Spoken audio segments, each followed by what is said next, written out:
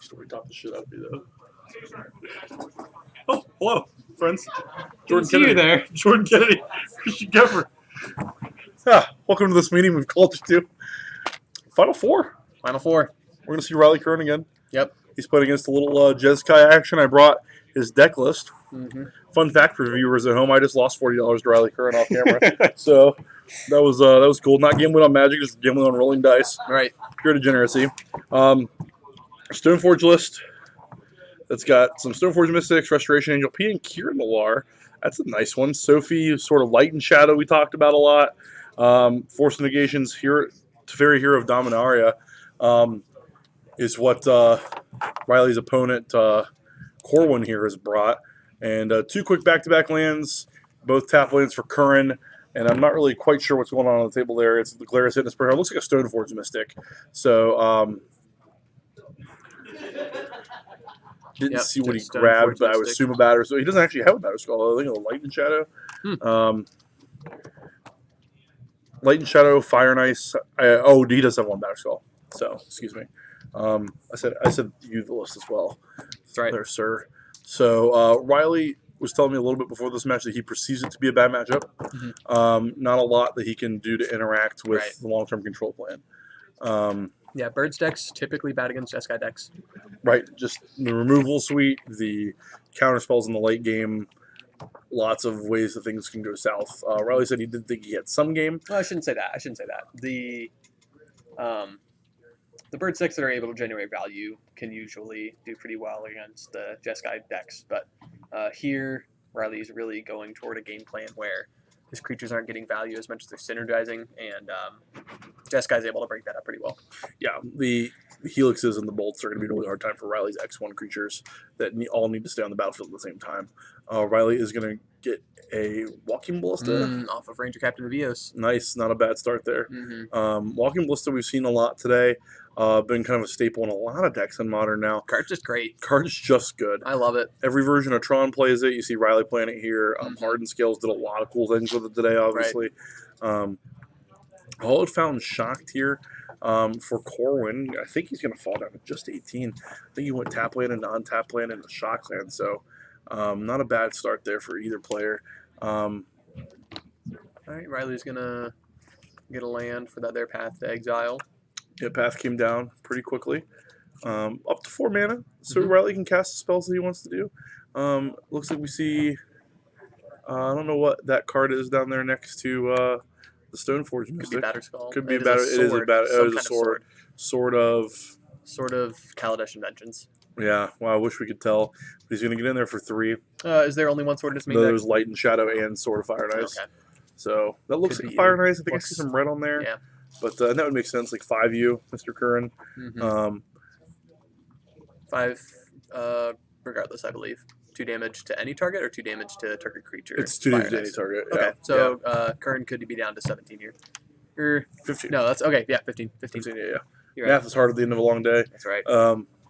But again, we're still just like one Collected Company away from Riley, like we saw in the last match, where anything's possible. Yeah, Collected Company really one of the stronger cards in this matchup. Like we saw Collected Company against another Jeskai Stoneblade deck earlier. If the company player can chain together a couple of good ones where the creatures are getting value, can really start to overwhelm Corwin's strategy of answering everything 1 for 1. So we'll see if Riley can get some good companies going. Riley gets 5 to get in here. Collected Company gets Cryptic Command, draw a card. So that's going to be a downer for Riley. And that's just the problem with the Jeskai control deck against these big mana spells that Riley's going to be casting. He's going to run into this problem a lot. Yeah, the fortunate thing is Riley gets to move to his turn with untapped mana, and Jacob is tapped out. Well, we did that at your end steps. You don't actually get to play the land. Riley's going to untap there. Looks like there's a little miscommunication on when the Collected Company was fired off, but they figured it out, picked the land back up, put it in his hand. This is top 4 of an MCQ, so you don't really get to take back and say, I should have played the land. Yep. Awkward, but this is the way the game is supposed to be played. At the same time, long day of Magic. Right. Nothing nefarious or anything. It's just the mind, or not even necessarily an indication of skill. It's just everybody's tired. Yeah. See some things happen in these top 8 matches. It's a nurturing Pete land for Riley. Riley looks like he's looking at a hand of some options, but 5 a turn from A little old Stoneforge Mystics a lot. You know, Riley's at 10. Yeah, a lot of things he's sending here are going to be sent to the slaughter. Just going to block a Stoneforge Mystic, and likely Corwin has some kind of removal to get those blockers out of the way, at which point they're just going to die to Sword of Fire and Ice. I'm not sure what Raleigh's got here. I mean, he's got 5 mana. He's got a lot to do. Would really like to see him have an impactful 4 mana play here, especially while Corwin's tapped out basically on everything but a mountain. So this is the turn to do it right now if you're Riley, but whether he has it or not, it doesn't look like it. I mean, he could have another collected company, but I'd almost rather have seen him put it in there on the main phase when he knew it was going to resolve. Right. Shock myself with the Sacred Foundry, working with the OG Sacred Foundries. This kid has been playing Magic this long. See some newer Hallowed Fountain could be a design choice. It is a very colorfully diverse, nice-looking Hallowed Fountain. Not quite sure what card came in there at the top right of your screen. It's another sword. I think it was another sword. Yep. Oh, equip my light and shadow. Yep. And that's going to spell it because that's going to give pro white. So 2, 4, 5. I'm looking at 7 damage right now. I'm going to put Riley at least a 3. Corwin's about to get in. Not able to be blocked by the Giver Runes because it has Prot Blue, Prot Red, Prot White, Prot Black. And it's just going to connect with Riley, either do 2 to Riley or 2 to the Giver Runes. Either of those Riley probably is not going to like. 1, 3, 5, 7 you, go down to 3. Jacob Corwin gains 2 life off of Sword of Light and Shadow. Oh, wow, 18. yeah. Gets to return a creature from his graveyard to his hand, gets to draw a card, and gets to do 2 damage wherever he pleases. So we see a Chord of Calling coming in here. No blue mana left open for Riley. This is actually a window where Riley could just combo kill him out of nowhere. Bolt you, and we're done. Okay, so yeah, never mind. That'll do it. Yep. All right, on to game 2. On to game 2, and then we're going to pull up the sideboards for each of these guys here. That's a tough out for Riley, but you kind of have to do what you got to do. Looking at the sideboard of Corwin, see 1 Engineered Explosives, could see that come in. A Sword of Sinew and Steel. Sinew and Steel. Probably not going to see that one. No, doubt it. No, no red in the deck, and the black is not worth. Celestial Purge not coming in. Stony Silence not coming in. Timely Reinforcements, no. Settle the Wreckage, probably not. I mean, maybe, but probably not. Want a Braid not coming in. I could see a Braid in case Corwin doesn't like these inefficient counterspells like Cryptic Command. Okay, that's fair. That's fair. 1 Stormwolf Dragon probably not coming in. Dovin's Veto might see that because there's some of the high impact collected company. We could see Stormbreath Dragon. You think we could see Stormwolf Dragon as well? It has Prot White. Oh, sure. Yeah. Sure. Just another effective beater. Ceremonious Rejection not coming in. Alpine Moon not coming in. Grim Lavamancer for sure coming in. Yeah, definitely. That's a good one over there. What do you got over there for Riley that might come in on this one?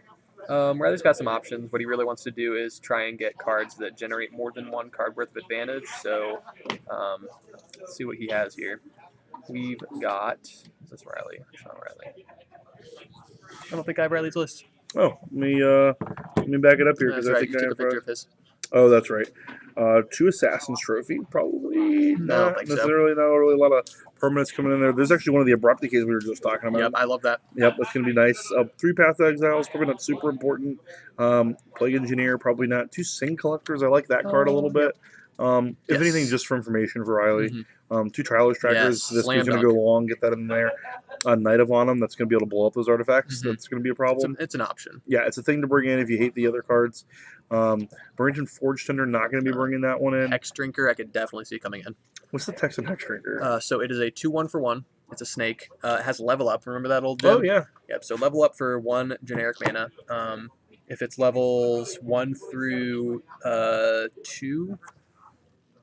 no, 1 through 4, it's just a 2/1 vanilla. If it's 5 through 7, it's a 4/4 with protection from instants, and once you get it past 8, it is a 6/6 with protection from everything. Oh, so it gets to be a big snake. Yes, it gets to be a big snake. And then Idle and the Red Arc, probably not going to see that here as well. Nope. But yeah, so Riley has some good options here. You know, green value options. Tireless Tracker, I think, is going to be a really important card in this matchup as long as Riley is able to keep Corwin off of a clock. Like, the thing we saw there was Corwin just had yeah. Not even Stoneforge Batterskull, just Stoneforge, get a sword, start hitting you. think one of the conversations after Stoneforge Mystic got unbanned this weekend was how good's it going to be, or is it just going to be a card that was a safe unban that's not that effective? And this tournament's shown you maybe because of density, but Stoneforge Mystic, A, the real deal. Yeah. B, I don't feel like it's warped it too much. There's a lot of decks you can do with it. It is certainly punishing Riley right now for not having a lot of main board interaction. Right, definitely. I asked Riley if he wished that he had the Path to Exiles headed into this match a little bit, and he was saying that, how we talk about how bad it is to Path of Stoneforge Mystic, but he's like, even still, I want something. Yeah, it's certainly better than getting 4-4. It's just you want to be in a color with a little bit more efficient answers. So we'll see if moving forward, Riley might move a little bit deeper into black, see some fatal pushes, find out. Yeah, I mean, this deck would be sweet with fatal pushes. You have so many ways to turn on. It's not raid. Revolt. Goodness, I actually never knew what the mechanic name was. I just know what it does. Yeah. I supplant the text in front of it instead of the mechanic name. Yeah, sometimes it happens with like the format staples. Where it's the only one with that mechanic. Right, that became great or whatever. Renegade Rallier would like words with you, but go on. Renegade Rallier knows its place. I think it does. I'm not going to be dishonest here. Looks like Riley's going to take a mulligan to 6. Might look bad, but I think this is one of the things where if you know what your matchup weaknesses are and you need to find specific cards, you can't win with a bad 7, and what are you going to do, Yeah, you need a playable hand. Also, Riley able to string together some, not necessarily... So Riley is a little bit incentivized to mulligan, even if he has a functional hand. He needs to find one that has some protection and some disruption.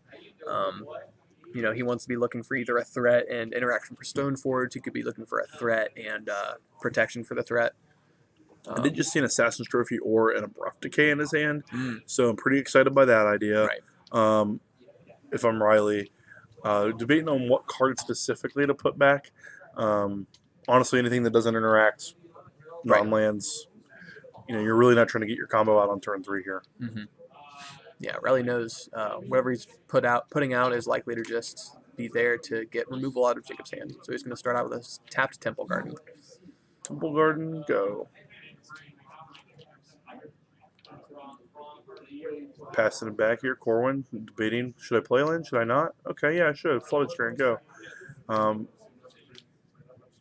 Always on time, turn 1 play there from Riley. Tapped over, going to Riley with the OG Ravnica lands, which, by the way, are the best. Yeah. Just like most Magic art. They're the premium. Fetch Shock at the end of turn for Corbin, so he's going to go down to 17 here. I imagine we'll see a belt. Foundry. Yeah, this is just an aesthetically pleasing. It is. Match. I love the OG Sacred Foundry. I like the New Age Steam Vents playmat you see there out of Corwin. Oh, sure. Actually, that's the middle one, right? That's Return to Ravnica. That might be... Because TCG Player doesn't have a tournament anymore, so... Yeah, looks like RTR. Yeah. Did you ever play in those Replay Magic when the TCG tournament series was a thing? I was not playing competitive Magic. Oh, man. What a tournament series. You got tradable points. So, like, imagine if your Star City qualification points were tradable. Yeah. They were literally just cards. Okay. So people would, like, know them, That's great. Yeah, it was a system. I've heard good things about it. Not specifically that system, but just the tournaments being there. Yeah, there was a lot of overlay. It was one of the first tournaments I ever cashed that has a special place for me. But it was a neat thing. They did their World Championships in Columbus every year, actually, so that was pretty cool. Down at the old Vest Memorial, but yeah. Stoneforge Mystic, we didn't see exactly what it tutored, but we can imagine it was an artifact equipment. Celestial Colonnade coming down, Riley playing a Godless Shrine tapped. I think we're likely post-board to see the swords again. Yeah, I would imagine that we're going to see just put this into play on tap, equip it in battle if Riley doesn't have any interaction. I imagine that if Riley does indeed have that Assassin's Trophy or that Abrupt Decay, that we're going to see that. Surprising canopy from Riley. So it looks like Riley must have fetched a land for that play to come in tapped here. So he's down to 19. 3, yep. And we're going to go ahead and put into one of the swords. I think that is still Fire and Ice. 19 to 17. So Riley probably signaling company here a little bit. If Corwin decides to tap 2 mana to put the Fire and Ice on Stoneforge Mystic. See a fire it up here. Cryptic. There's a snow-covered mountain. So Attack for 3. Riley cracks the canopy. That's a sign of weakness. Abrupt Decay. Target your sword, indeed. So, I'll take 1. Yes. Riley likes to find that abrupt decay. Yep, 18 for Certainly glad Riley. to see it. That's where you want to be if you're Riley now. Now I think you can breathe a little bit, feel way better. 4 lands company now is like you talked about on the mind. Don't know how many exactly cards Corwin has in hand, but it looks like both players have kind of a grip here. Riley's got 4 or 5. We see a quarter calling. Corwin's going to shock himself down to 15. Tap with Stoneforge, or perhaps tap. No mana's being paid. Looks like just an Just an attack. attack. Curran's down to 17. Pena, 17. Yeah, Stoneforge Mystic, very bannable pinger. Yep, so 17 to 15. Shocks himself. He's actually going to go, or fetches rather, so Riley's going to go to 16. 16 to 15. And Riley trying to figure out how he wants to set up his next turn. Corwin's 5 mana, signaling that he's got some action. Very unlikely that this Jeskai deck passes with nothing to do. You could see the Restoration Angels out of Corwin. Corwin has a lot of proactive plays with that mana. What do you think about Restoration Angel? We were talking to a couple other control players today, and there's some different opinion. Blocks a lot. Blocks very well. Played a team tournament in Pittsburgh a few weeks ago, right into the nascency of the Hogak meta. And we had a player on Jeskai Tempo and Restoration Angel that weekend, even in the face of all the graveyard decks. It was an MVP. Really? Yeah. So the card, I think, is a little bit more versatile than it looks, even in a really toxic metagame. I would encourage players to pick up and at least try it. Okay. Verdant Catacomb coming down for Riley. Stoneforge Mystic still getting in there. Going to knock him down to 15. Again, this is to see who goes to the finals of a Pro Tour. Riley's going to fetch. Go to 14. Neither player really making any big moves. Land goes probably favors our Jeskai player at the end of the day. So Riley's going to be a little nervous about that. More cards in hand equals less opportunities for Riley to resolve spells. But my guess is Riley doesn't have that many spells. But if he does, I think he has a plan for them. This isn't his first rodeo against Jeskai control, and I've certainly seen him pilot in the past. Yeah, I've watched Riley lose a lot of win a lot of unfavorable matchups rather. So, the game plan development for both these players isn't going to be something that they don't do. Looks like Corwin is going to fetch and go down to 14 here with the Flooded Stream.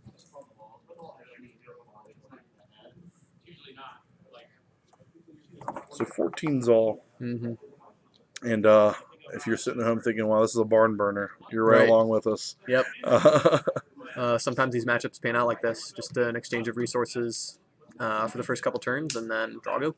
Yep, and eventually somebody's going to draw a Haymaker or just something that requires the other person to interact, and then everything's going to speed up. Riley's going to take another 113. It's also possible neither of those things happen, and Stoneforge Mystic completely closes out the game. Cord 4/3 Cryptic counter draw card is going to be the mode here. That's pretty bad for Riley. You invest 6 mana and get it cocked out like that, but you got to do something somewhere. Yeah, I think he wants to see Jacob tap a little bit of his mana, see if he can get something through the remaining 2. So you have a Celestial Colony and a Sacred Foundry open on Corwin's side, so still some negate mana, still some kind of counter spell potential. But like you're right, Riley can just now. Probably, I believe, going to double spell in some way.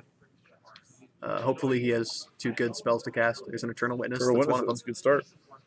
See what Corwin has there. He gives the thumbs up. It's going to be good to go. All right. So let's see what Riley gets back from his graveyard. I'd imagine perhaps a Cord. Is there a company cast earlier? I don't think there's a company yet. Okay. We thought there was going to be, but then he just had some interaction. Okay. So Knight of Autumn. Okay. I wonder what he's going to do with this one. Let's see. He's picking up his pen, just gained 4 life. Okay. Yeah, no really artifacts to kill, and you might as well use your mana if you got it. So he's going to go up to 17. Yeah. 2/1 is sometimes as good of a clock as a 4/3 when they're just getting eaten by your opponent's pass and bolts. And to turn a Braid your guy.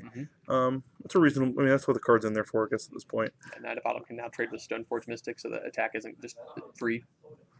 There's Bolt. Lightning Bolt. These are all good things Riley, I think, has to be pretty happy about. Yeah, when Corwin has to be trading these resources. An attack you for 1, Riley's going to fall to 16. Yeah, Corwin has a few cards in hand, so it also could be scary for Riley that if he is using a Bolt on the Knight of Autumn, that he's got removal to spare. Yeah. Riley's going to play Giver of Runes and say, go on ahead. He has a redraw with Rising Canopy. The ability to make this Giver of Runes into a force if he wants, but what do we see here? Looks like 3 mana. Can't see exactly what it looks like. A Snapcaster Mage Bolt, your guy. When a Court of Calling response. This is pretty high impact from Riley. Oh, Force of Negation. Yep. Pitch a card. You hate to see it if you're Riley. Riley, I'm sure, looking for the opportunity to resolve that Court of Calling. Force of Negation, not terrible, though. Corwin doesn't have a whole lot going on. He's got the Colonnade he can start activating. Looks like we're about to see that. And 4, the Stone 6, Fortune 7. Stick to attack. Put Riley down to 9. Riley is out of cards, it looks like, so not where you really want to be. Corwin just burned 2 of his, though. So we're going to see a redraw on that. Horizon Canopy, draw. 9 to 14. Like we said, we knew this wasn't going to be a stellar There we matchup. go, Riley's just Ballista. going to say, well, what do you got? I'm going to put 3 counters on this and try to mow your team down, which he definitely can. He can take care of everything on the ground. Yeah, Walking Ballista, I don't think there are many ways for Riley to get back in this, but that's a good start. A very good start.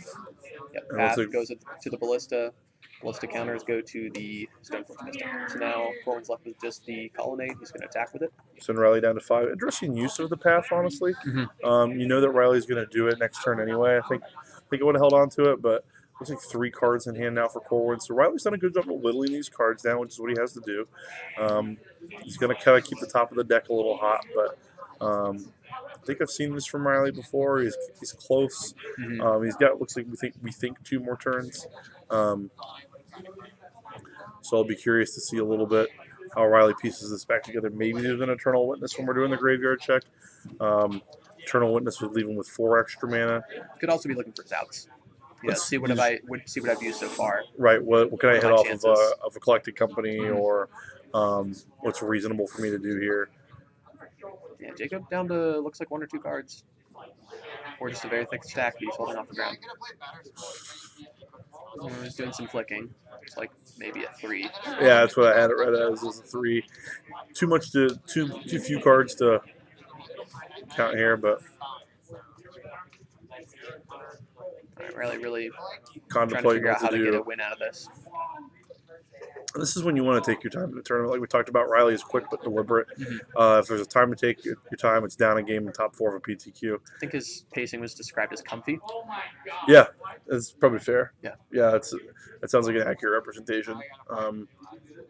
If he's taking a long time, you know there's a decision to make. Not going to slow roll you or anything like that. So, let's see what he does here. 3 mana. There is an Eternal Witness. Okay. 3 cards in hand, we think, from Jacob Corwin. Yeah, I think this Eternal Witness is definitely the way to really turn this around. We're going to get a Dusk Watcher for you first. Oh, that's a very good card to have in this situation. I get to perhaps activate. Yep. Going to look at the top 3 cards of the library. So it could be Riley was using or trying to figure out the percentage game, see what he can get off the top with Dusk Watcher Recruiter. We know the other card is an Eternal Witness.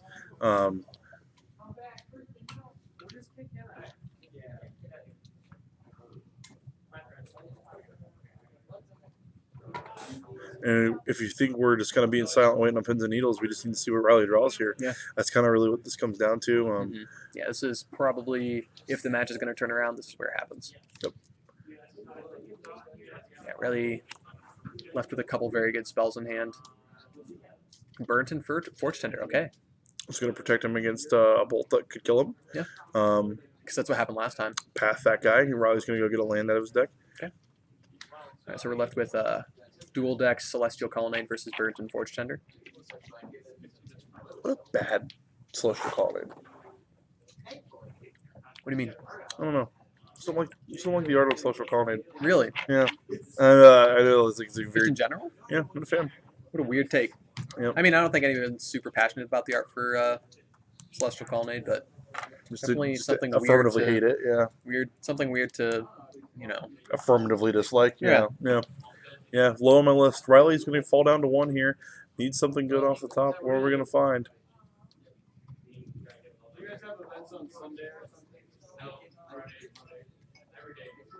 Eternal Witness. All right. Riley. Knight of Autumn. Interesting. Going to buy himself some time. 4 life.